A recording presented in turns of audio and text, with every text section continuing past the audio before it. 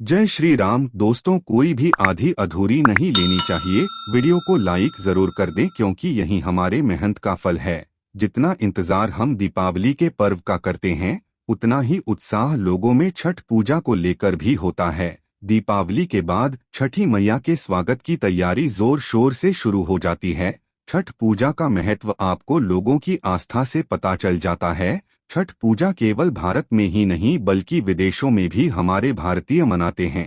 हर साल कार्तिक मास के शुक्ल पक्ष की चतुर्थी तिथि को छठ पर्व मनाया जा रहा है। छठ पूजा का संबंध भगवान सूर्य देव और उनकी बहन माता छठी से होता है। माता छठी की ऊर्जा नाम से भी जाना जाता है। इस दिन सूर्य भगवान और छठी मैया की पूजा और उपासना की जाती है। इस व्रत में सूर्य देव की पूजा का बहुत अधिक महत्व होता है। माना जाता है कि सूर्य देव की बहन माता छठी साथ ही दुलारी और चंचल है, इसीलिए वे जल्दी ही रुष्ट हो जाती है। इसीलिए छठ पर्व को बड़ी सावधानी से मनाना चाहिए। छठ पर्व में ऐसी कोई भी गलती नहीं करनी चाहिए जिससे छठी मैया रुष्ट हो जाएगी। इस व्रत के नियमों का पालन सावधानी और संपूर्ण निष्ठा के साथ करना चाहिए, तभी माता की कृपा मनुष्य को प्राप्त होती है। छठ पर्व का व्रत संतान प्राप्ति और संतान के उज्जवल भविष्य के लिए बहुत लाभदायक माना जाता है। जो महिलाएं और पुरुष इस व्रत को पूरी श्रद्धा और भक्ति भाव से करते हैं, माता छठ भी उनकी मुराद अवश्य ही पूर्ण करती है। व्रत का पालन करते वक्त कुछ बातों का विशेष ध्यान रखना चाहिए। तो चलिए दोस्तों, जान लेते हैं छठ पर्व के व्रत से जुड़े महत्वपूर्ण नियम है और इस पर्व में कौन सी गलतियां नहीं करनी चाहिए। दोस्तों, अगर आप चैनल पर नए हैं तो इसे सब्सक्राइब जरूर करें, साथ ही वीडियो को लाइक करके कमेंट में जय छठी मैया जरूर लिखें। दोस्तों, छठ का पर्व कार्तिक मास के शुक्ल पक्ष की चतुर्थी तिथि पर नहाय खाए से शुरू होता है। पंचमी को खरना, षष्ठी को डूबते सूर्य को अर्घ्य देना और सप्तमी को उगते सूर्य को जल अर्पित करके व्रत संपन्न किया जाता है। 4 दिन चलने वाले इस पर्व में सूर्य और छठी मैया की पूजा करने जा रही है। इस दिन रखा जाने वाला व्रत बेहद कठिन माना जाता है क्योंकि इस व्रत को 36 घंटों तारा कठिन नियमों का पालन करते हुए रखा जाता है। इस वर्ष छठ पर्व की पूजा 17 नवंबर से हो रही है, जिसका समापन 20 नवंबर को होगा। बिहार में यह बार विशेष तौर पर बहुत हर्षोल्लास के साथ मनाया जाता है। यह व्रत संतान के सुखी जीवन की कामना के लिए किया जाता है। छठ पर्व शास्त्रीय तिथि से 2 दिन पहले यानी चतुर्थी से नहाय खाए से आरंभ हो जाता है और इसका समापन सप्तमी तिथि को कारण करके किया जाता है। छठ पर्व पूरे 4 दिनों तक चलता है। इस पर्व में मुख्यतः सूर्य देव को अर्घ्य देने का सबसे ज्यादा महत्व माना गया है। पहला दिवस नहाय खाए। छठ पर्व का पहला दिन नहाय खाए के नाम से जाना जाता है। उसकी शुरुआत कार्तिक शुक्ल चतुर्थी से होती है। सबसे पहले घर की सफाई कर उसे पवित्र किया जाता है। उसके बाद प्रति अपने नजदीक में स्थित गंगा अथवा अन्य पवित्र नदी अथवा तालाब में स्नान करता है। अगर ऐसा संभव नहीं है तो घर में पवित्र नदियों का स्मरण करते हुए स्नान करना चाहिए। इस दिन घर को गंगाजल छिड़क कर पवित्र करना चाहिए और भोजन बनाने में भी गंगा जल का प्रयोग करना चाहिए। जो व्यक्ति व्रत कर रहा है वह इस दिन केवल एक ही बार भोजन करता है। भोजन में कद्दू की सब्जी, मूंग दाल, चना दाल, चावल आदि का प्रयोग करना चाहिए। तली हुई पूरियां, पराठे आदि खाना वर्जित होता है। इस दिन भोजन कांसे के अथवा मिट्टी के बर्तन में ही पकाना चाहिए। खाना पकाने के लिए आम की लकड़ी और मिट्टी के चूल्हे का इस्तेमाल करना चाहिए। जब भोजन बनकर तैयार हो जाता है तो सर्वप्रथम वृद्धि को खाना चाहिए और उसके बाद परिवार के अन्य सदस्य खा सकते हैं। इस वर्ष नहाय खाए 17 नवंबर को है। इस दिन सूर्योदय सुबह 6:45 पर होगा, वहीं सूर्यास्त 5:27 पर होगा। दूसरा देवास खनाल रहे थे। छठ पर्व का दूसरा देने जैसे करना अथवा लोहंडा के नाम से जाना जाता है। यह कार्तिक महीने की शुक्ल पक्ष की पंचमी को मनाया जाता है। इस दिन व्रत करने वाले को पूरा दिन उपवास रखना पड़ता है। इस दिन अन्न तो दूर, सूर्यास्त से पहले पानी की एक बूंद भी ग्रहण नहीं करते हैं। शाम को चावल, गोद, गन्ने का रस आदि का प्रयोग करके खीर बनाई जा रही है। खाना बनाने में नमक, चीनी आदि का प्रयोग नहीं किया जाता है। इस दिन सूर्य देव को नैवेद्य देकर घर में ही एकांत में रहकर भोजन करते हैं। परिवार के सभी सदस्य वृद्धि को एकांत में छोड़कर घर से बाहर चले जाते हैं ताकि शोर न हो सके। भोजन करते समय व्रती को किसी भी प्रकार का आवाज सुनाना पर्व के नियमों के विरुद्ध होता है। व्रती का भोजन हो जाने के बाद वह अपने परिवार और मित्रजनों को खीर रोटी का प्रसाद खिलाते हैं। इस संपूर्ण प्रक्रिया को करना कहा जाता है। चावल का पेड़ था और वही की रोटी भी प्रसाद के रूप में वितरित की जा रही है। इस प्रसाद को खाने के बाद व्रत शुरू हो जाता है। इस दिन भी नमक नहीं खाया जाता है। इसके बाद अगले 36 घंटों के लिए व्रत निर्जला व्रत रखते हैं। मध्य रात्रि को वृत्ति छठ पूजा के लिए विशेष प्रसाद ठेकुआ बनाती है। इस साल घना 18 नवंबर को है। इस दिन सूर्योदय 6:46 को होगा और सूर्यास्त 5:26 पर होगा। तीसरा देवास संध्या अर्घ्य का समय छठ पर्व का तीसरा दिन, जिसे संध्या अर्घ्य के नाम से जाना जाता है। यह दिन कार्तिक शुक्ल षष्ठी को मनाया जाता है। पूरे दिन सभी लोग मिलकर ऊर्जा की तैयारियां करते हैं। छठ पूजा के लिए विशेष प्रसाद जैसे हुआ चावल के लड्डू, जिसे बनिया भी कहा जाता है, आदि बनाया जाता है। छठ पूजा के लिए एक बांस की बनी हुई टोकरी, जिससे दौरा कहते हैं, उसमें पूजा का प्रसाद आदि डालकर देव कार्य में रख दिया जाता है।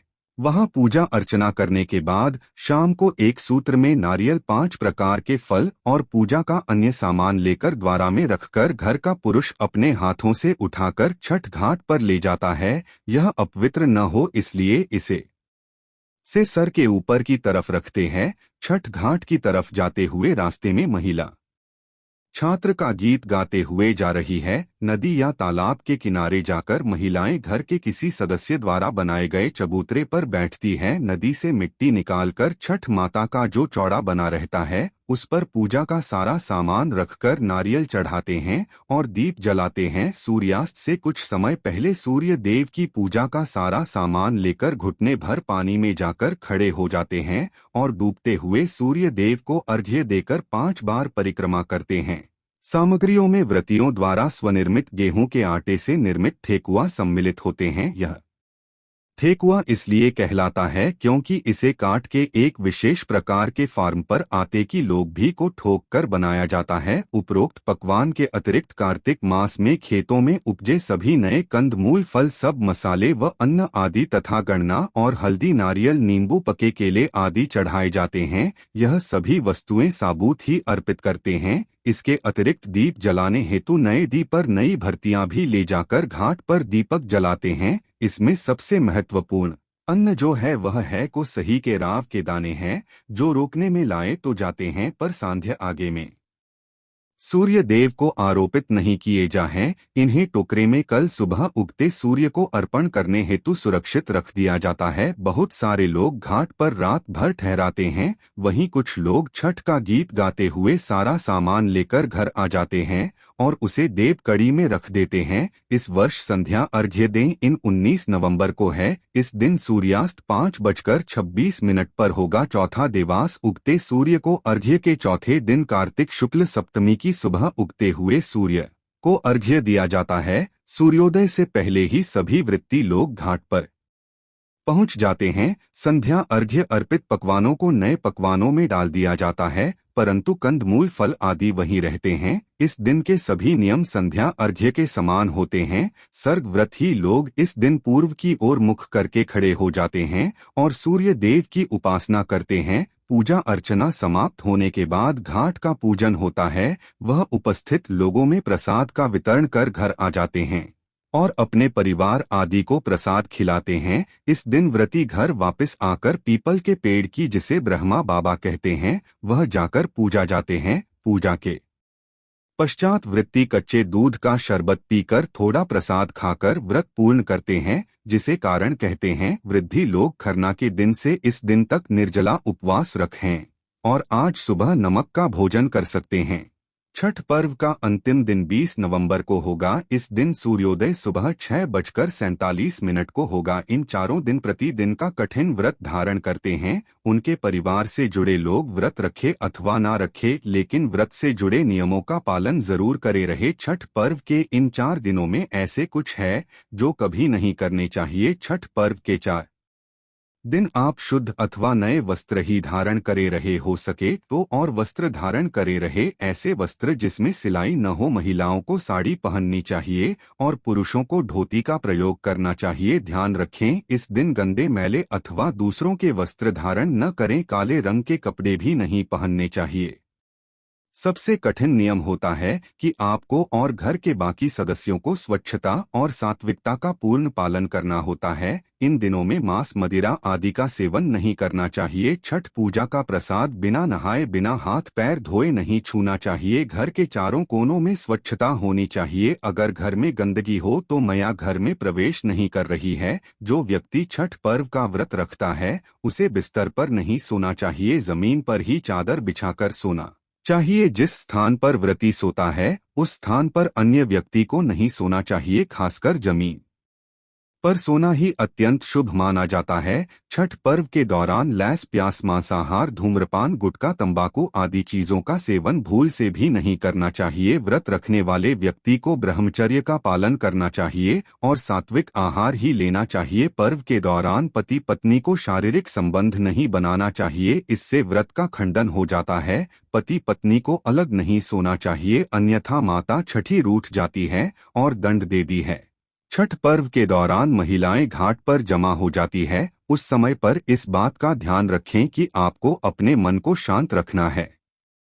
उस स्थान पर लड़ाई झगड़ा नहीं करना चाहिए, दूसरों को अपशब्द नहीं कहना चाहिए, अन्यथा पूजा विफल हो जाती है। पूजा के दौरान मन में गंदे विचार, किसी के प्रति द्वेष की भावना नहीं रखनी चाहिए। इस समय पर क्रोध नहीं करना चाहिए और पास भी नहीं करना चाहिए, इससे छठी मैया रुष्ट हो जाती है। सूर्य को अर्घ्य देते समय बांस के सूप या टोकरी का महत्व होता है, पर उस सूप का उपयोग करने से पहले उसे अच्छे से गंगाजल से धोकर स्वच्छ करें, क्योंकि जो सूप आप बाजार से खरीद कर लाते हैं उसे कई लोग स्पर्श करते हैं, इससे सूर्य शुद्ध और पवित्र हो जाता है। ऐसे रूप से सूर्य देव की उपासना नहीं करनी चाहिए, इसीलिए उसे अच्छे से स्वच्छ करके ही इस्तेमाल करें। का एक और महत्वपूर्ण हिस्सा होता है, वह है उसमें बनाया जाने वाला प्रसाद। जौ, गेहूं, गुड़ से ठेकुआ बनाया जाता है। यहाँ पर हम आपको बताना चाहते हैं कि बाहर से आटा खरीद कर उससे प्रसाद ना बनाएं। गेहूं खरीद कर उसे सबसे पहले सूर्य की धूप में सुखाना चाहिए। ध्यान दें कि पशु पक्षी शौच ना मारें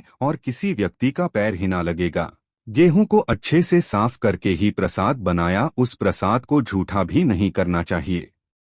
दोस्तों, अंतिम बात, कई लोग व्रत के समाप्त होने के बाद दान करना भूल जाते हैं, इससे उनका संपूर्ण व्रत विफल हो जाता है। व्रत के पश्चात दान करना बहुत आवश्यक होता है। छठ पर्व का व्रत प्रदान करने के बाद ही पूर्ण हो जाता है, इसीलिए व्रत के बाद दान धर्म जरूर करें। तो दोस्तों, इस प्रकार से छठ का व्रत रखना चाहिए और व्रत से जुड़े नियमों का पालन करना चाहिए। उम्मीद है आपको यह जानकारी अच्छी लगी होगी तो वीडियो को फेसबुक पर शेयर जरूर लिखें। धन्यवाद।